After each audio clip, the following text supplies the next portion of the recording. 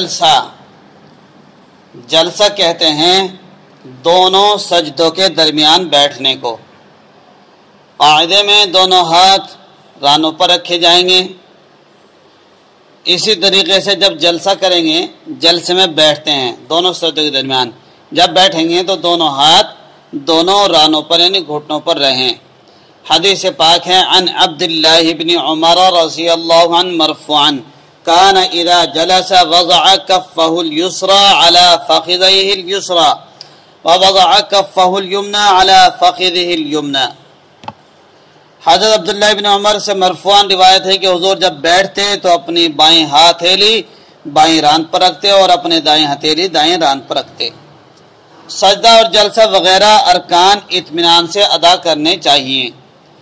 ان رفاعۃ بن رافع رضی اللہ عنہ وکان بدریا قال كنا مع رسول اللہ صلی اللہ علیہ وسلم اذا دخل رجل المسجد فذكر الحديث مسيء صلاته وفيه ثم اسجد حتى تطمئن ساجدا ثم ارفع رأسك حتى تطمئن قاعدا ثم اسجد حتى تطمئن ساجدا۔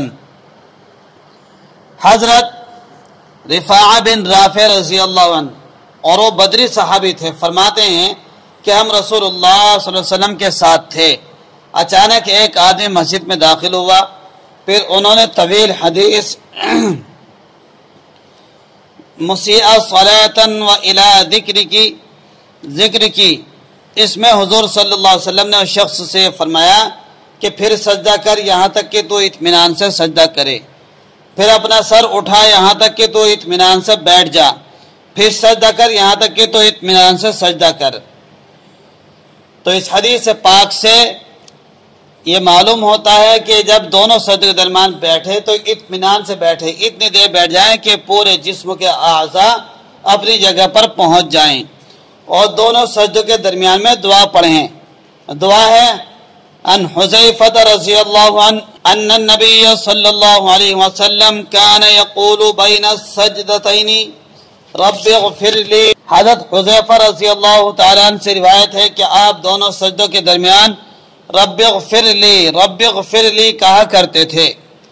عن ابن عباس رضی اللہ عنہ قال کان النبی صلی اللہ علیہ وسلم یقول بین السجدتین اللہم اغفر لی وارحمنی وعافنی واہدنی وارزقنی۔ حضرت ابن عباس فرماتے ہیں نبی پاک صلی اللہ علیہ وسلم دونوں سجدوں کے درمیان یہ کہا کرتے تھے اللہم اغفر لی وارحمنی وعافنی واہدنی وارزقنی، اور ایک روایت میں وجبرنی بھی آیا ہے، ایک روایت میں وجبرنی کے الفاظ بھی آئے ہیں۔ تو یہ جلسہ تھا۔ جلسے کے درمیان کتنی بات آئیں؟ نمبر 1 پر جب جلسہ کریں تو جلسے میں دونوں ہاتھ دونوں رانوں پر رہیں، یعنی جہاں گھٹنے شروع ہو رہے ہیں وہاں تک، یہ ران کہلاتی ہے، جہاں تک گھٹنے ہیں وہاں تک ران۔ دوسری بات بتلائی گئی ہے سجدہ اور جلسہ، یعنی کہ سجدہ بھی اور جلسہ بھی اطمینان سے کرنا چاہیے۔ تیسری بات آئی دونوں سجدوں کے درمیان دعا پڑھیں، اگر جماعت سے پڑھ رہے ہیں تو رب اغفر لی پڑھ لیں جتنا موقع ملے، تنہا نماز پڑھ رہے ہیں تو کم از کم اتنی پڑھ لیں اللہم اغفر لی وارحمنی وعافنی واہدنی وارزقنی۔